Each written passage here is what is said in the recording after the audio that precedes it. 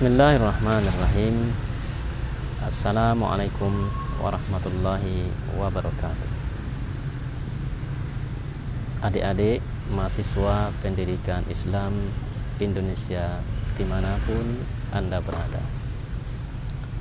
kali ini kita akan menyorot perspektif pendidikan Islam. Perspektif sebagaimana jamak kita ketahui artinya sudut pandang. Kalau kita sebut perspektif pendidikan Islam bermakna sudut pandang pendidikan Islam. Tidak ada aturan baku hukum tetap yang menentukan sudut pandang pendidikan. Itulah sebabnya sudut pandang pendidikan yang ada saat ini berbeda-beda. Ada yang mendasarkan pada akal, hati, benda, bahkan agama. Karena itu pula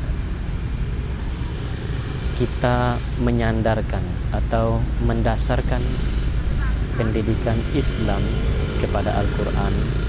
Tidak ada halangannya, sebab Al-Quran sendiri sebagaimana Islam itu sendiri mengandung prinsip-prinsip ajaran yang sangat universal. Seorang penulis, Ziauddin Alapi, di dalam tulisannya mengatakan kitab suci Al-Quran memiliki kekuatan yang tidak dapat dibantah dalam menentukan pendidikan Islam. Mahdi Gulsani, ahli filsafat sains di dalam Al-Quran, beliau pun menuturkan bahwa di dalam Al-Quran mencakup semua konsep-konsep ilmu secara mutlak, walaupun masih dimunculkan pada sebagian ayat bersifat generik atau umum. Kita pernah mengenal ada tokoh pendidikan Bill Gramy dan Ali Ashraf. Mereka menuliskan hal yang sama. Mereka berujar di dalam tulisannya, the Quran was their guide to a way of thinking. Al-Quran membimbing kita dalam cara berpikir. Al-Quran tersebut mengandung banyak aspek, antara lain ethical and perceptual aspect of knowledge, aspek pengetahuan etika dan pengetahuan persepsi atau juga perspektif, sudut pandang, bahwa Al-Quran dapat dijadikan sebagai satu sudut pandang. Berikutnya mereka tegaskan pula historical and psychological aspects of knowledge. Al-Quran juga memuat tentang pengetahuan, aspek pengetahuan sejarah, apalagi di sana ada asbab nuzul atau juga sejarah umat-umat di masa lalu, dan juga mengandung pengetahuan psikologi, membimbing jiwa manusia. Begitu pula tentang observative and experimental aspects of knowledge. Pengetahuan bagaimana manusia diajarkan untuk melakukan observasi dan eksperimen, pengujian terhadap hukum-hukum alam yang dibentangkan di alam jagat raya ini. Banyak manusia yang telah menemukan rumus-rumus bagaimana Allah menciptakan alam semesta ini. Tetapi rumus-rumus itu belumlah dapat dikatakan penemuan yang menyeluruh. Penemuan-penemuan itu barulah sekelumit tentang prinsip-prinsip dasar penciptaan Allah Subhanahu wa Ta'ala. Demikian luas cakupan Al-Quran, saudara. Kita juga mengetahui bahwa Al-Quran mengandung segala persoalan hidup umat manusia, bahkan bukan sekedar kepada umat manusia saja, termasuk juga bagaimana manusia itu berhubungan dengan alam ataupun dengan binatang. Saudara, Al-Quran memuat tentang bagaimana manusia hidup bersih dan indah, memuat tentang akidah dan akhlak, juga memuat tentang tata hukum dan perundang-undangan, bagaimana siap dalam kemiliteran juga jihad, bagaimana umat manusia itu dapat mengerti perkara-perkara etika dan akhlak, belajar dan pengetahuan teknologi dan penggunaannya, bagaimana manusia dapat membimbing dirinya, keluarga dan masyarakatnya. Semua itu dapat dicakup di dalam Al-Quran. Nah, begitu pula menjadikan Al-Quran sebagai sudut pandang pendidikan Islam itu pun tidak perlu diragukan lagi. Di dalam Al-Quran sendiri banyak ayat-ayat yang mengajarkan kepada kita, yang menginspirasi kepada kita agar kita menuntut ilmu, belajar, mengikuti pembelajaran. Itu pada akhirnya bagaimana kita dihantarkan untuk membenarkan Al-Quran. Sebagaimana Al-Quran sendiri mengakui terlebih dahulu ada ilmu-ilmu burhani merangsang kita untuk meneliti alam ini, sehingga dengan penelitian itu muncul berbagai ilmu pengetahuan, muncul dari kajian-kajian telaah kealaman. Begitu pula kalau kita lihat ayat-ayat yang menerangkan bahwa ilmu itu juga berasal dari wahyu Allah Subhanahu wa Ta'ala, kita kenal dengan istilah bayani. Ada juga ilmu itu terlahir dari rasa hikmah yang mendalam karena bimbingan Allah, atau juga berupa ilmu bimbingan Allah secara langsung kepada jiwa manusia. Itu dikategorikan ilmu irfan. Mahasiswa pendidikan Islam Indonesia dimanapun Anda berada, dengan penjelasan tersebut jelas bagi kita bahwa pendidikan Islam selayaknya menjadikan Al-Quran sebagai sudut pandang di dalam menjalankan pendidikan itu sendiri.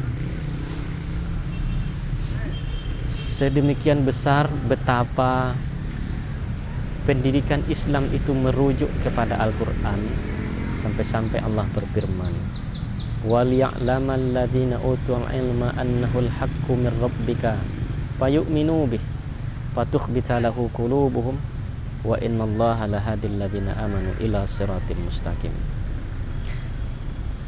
Dan hendaklah dan agarlah orang yang telah agar orang yang telah diberi ilmu itu membenarkan hak, membenarkan Al-Quran itu. Pada akhirnya mereka membenarkan Al-Quran datang dari Tuhanmu Muhammad. Lalu mereka beriman, tawaduk di hati mereka, muncul ketawaduan di hati mereka, dan sesungguhnya Allah menunjuki kepada mereka yang demikian, dan sesungguhnya Allah pasti menunjuki kepada mereka yang demikian itu kepada jalan yang lurus.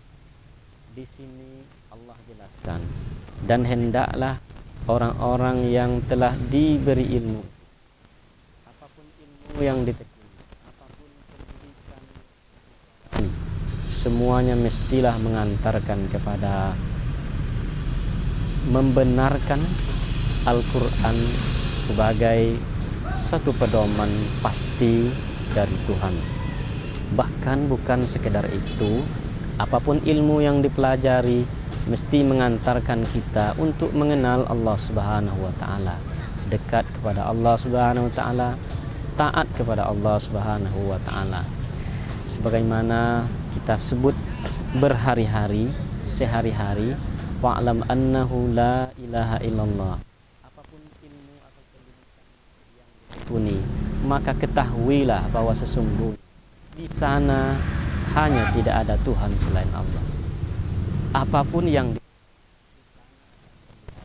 sesungguhnya semua yang dipelajari ini hanyalah dalam upaya pembuktian oleh manusia tentang ketidakadaan Tuhan melainkan Allah Subhanahu wa taala. Orang yang berhasil di dalam menuntut ilmu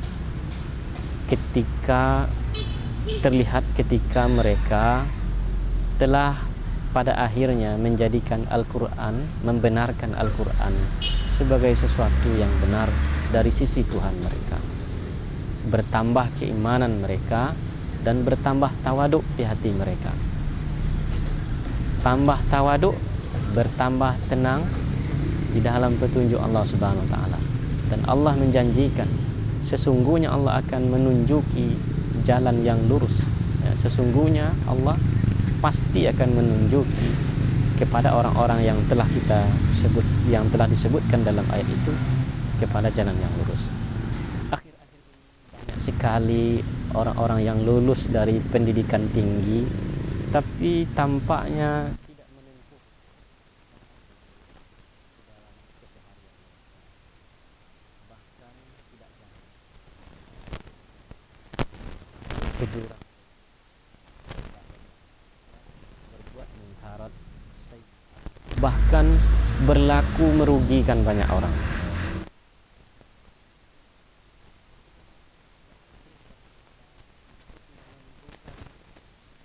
Apakah pucuk dari tali jala yang amat banyak? Kalau kita berani jujur, sebenarnya itu disebabkan karena perspektif pendidikan yang dijalani.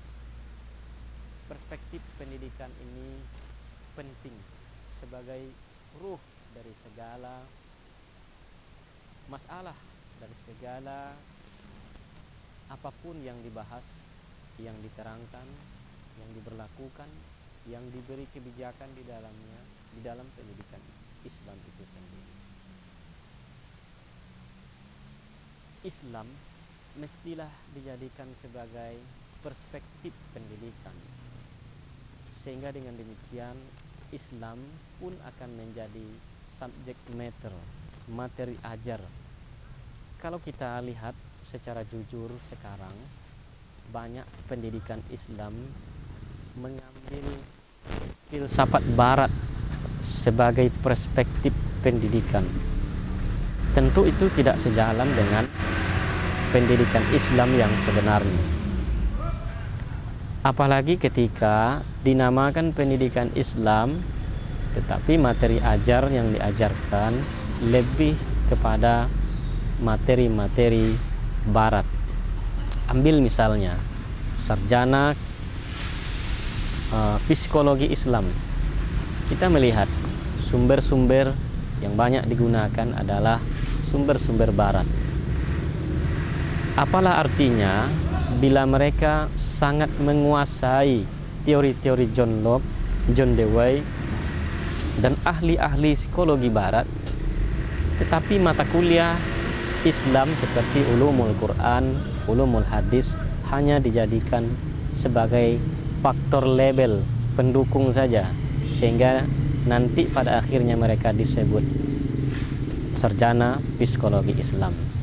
Akibatnya adalah mereka lebih mahir menafsirkan psikologi ini dengan teori barat ketimbang dengan psikologi hadis. Bukankah Rasulullah sendiri adalah seorang psikolog yang mengasah, memperhalus jiwa para sahabat? Dan bukankah pula para sahabat itu adalah ahli-ahli dalam bahasa jiwa, ahli-ahli dalam hikmah dan kebijaksanaan? Akhirnya generasi kita sarjana psikologi kehilangan ruh psikologi Islam itu sendiri. Kita tengok lagi misalnya ahli sarjana hukum Islam, mereka lebih menguasai tata hukum perdata pidana Belanda ketimbang menguasai ayat-ayat Al-Quran, menguasai kaidah-kaidah fikih, kaidah usul.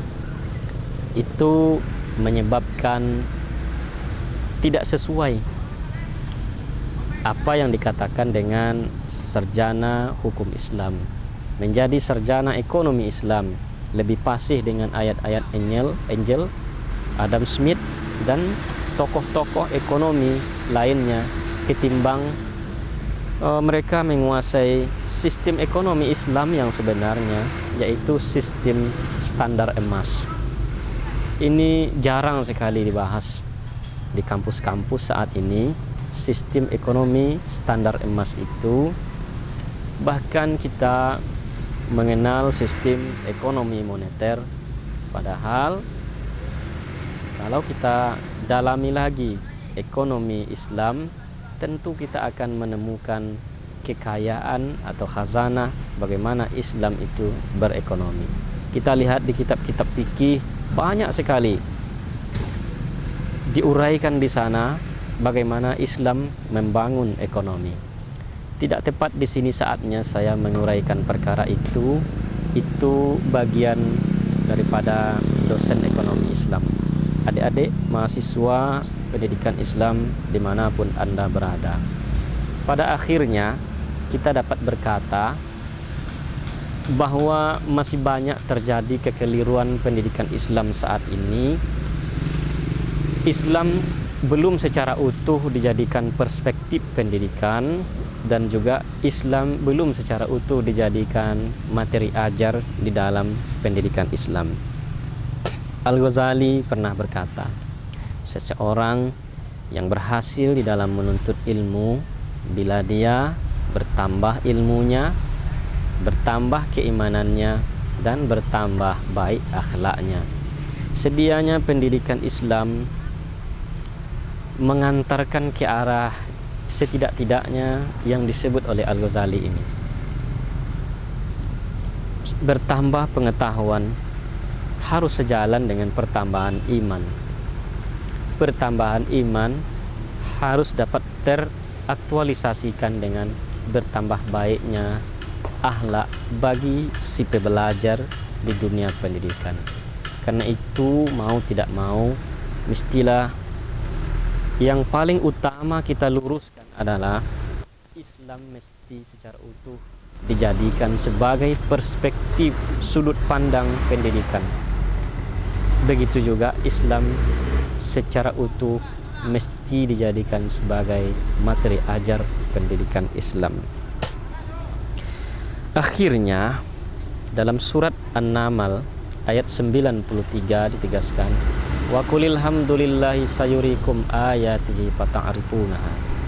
Dan katakanlah Muhammad, Dia Allah akan memberitahu kamu tentang tanda-tanda, tentang ayat-ayat, tentang sebagian, tentang rumus-rumus bagaimana penciptaan alam semesta ini. Fata'rifunaha, jika kamu melakukannya maka kamu akan mengetahuinya. Saudara, ayat ini sebenarnya secara sepintas dapat kita pahami sebagai inspirasi kepada kita bagaimana Al-Quran menyemangati kita untuk menggali ilmu itu tidak sebatas pada kajian-kajian bayani, irfani, bahkan sebagaimana disebut dalam ayat ini pun menginspirasi kita tentang kajian-kajian burhani. Dengan begitu tidak ada satu lapangan ilmu pengetahuan pun yang tidak disentuh oleh Al-Quran. Bayani, burhani, irfani, semuanya dituntun oleh Al-Quran. Maka tidak salah Allah menegaskan dalam surat Yunus, wa ma ya'zubu an rabbika min mithqali dzarrah, dan tidaklah luput dari pengetahuan Tuhanmu sedikit pun walau sebesar zarah fil ardi wala fis sama, di bumi ataupun di langit. Semuanya diketahui oleh Allah Subhanahu wa taala. Semuanya terjadi atas ilmu dari Allah Subhanahu wa taala. Wala asghara min dzalika wala akbar illa fi kitabim mubin. Tidak juga yang lebih kecil dari sekedar zarah, sekedar partikel. Dan tidak juga lebih besar daripada alam galaksi ini. Semuanya telah tertulis dalam kitab yang nyata. Dengan begitu tidak ada alasan bagi kita untuk menyatakan bahwa Islam atau Al-Quran tidaklah dapat dijadikan sebagai perspektif pendidikan. Itu suatu penilaian yang tidak bernilai, tidak berdasar. Kalau Anda mahasiswa pendidikan Islam Indonesia dimanapun Anda berada, melihat ayat yang baru saja kita bacakan tadi, betapa sebenarnya bukan saja pendidikan Islam, pendidikan yang ada di luar sana pun mestinya kalau mereka mengerti perkara ayat ini, mesti bahkan mereka akan sampai memperakui bahwa tidak ada satupun alasan untuk menyatakan Islam tidak dapat dijadikan perspektif pendidikan. Sesungguhnya melalui ayat itu Allah sangat menegaskan bahwa Islam mesti dijadikan sebagai perspektif pendidikan Islam itu sendiri. Dengan kata lain, Al-Quran itulah yang dapat kita jadikan sebagai perspektif pendidikan. Ataupun kalau kita menambahkan Al-Quran, hadis, dan ijma' para ulama serta dalil-dalil yang qat'i lainnya, qiyas dan selanjutnya dapat dijadikan sebagai perspektif pendidikan Islam sesungguhnya. Demikian, semoga ini menjadi ulasan yang bermanfaat bagi kita dan semoga pula kita dapat mengaktualisasikannya dalam dunia pendidikan Islam Indonesia. Terima kasih. Assalamualaikum warahmatullahi wabarakatuh.